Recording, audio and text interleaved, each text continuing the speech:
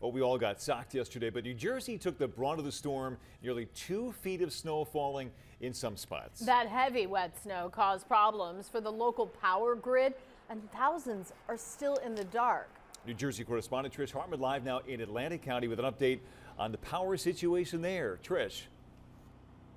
Yeah, Brian, Sarah, this is one of the Egg Harbor Township communities still without power. I just talked to a woman who said she just booked a hotel room because she doesn't want to spend another night in the freezing cold in her bed. Now, take a look here. There's a large tree down in this complex blown over by the root here. Now, there's about 5,000 customers that are still without power in Atlantic County. We are seeing scenes all over like this. Trees down on wires, trees down on vehicles. We spoke with some neighbors who are digging out as they wait for the power to come back on.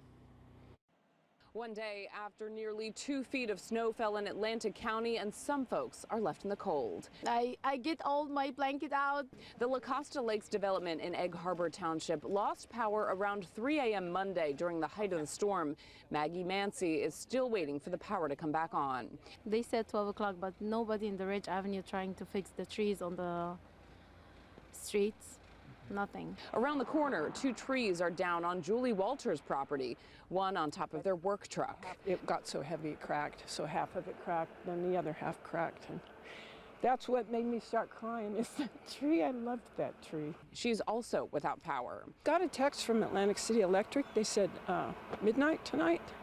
So we have gas stoves, so I lit the burners and been boiling water. Ocean Heights Avenue was closed this afternoon because of these low-hanging power lines. Atlantic City Electric says it has activated its emergency response organization and is working to get everyone back on as soon as possible.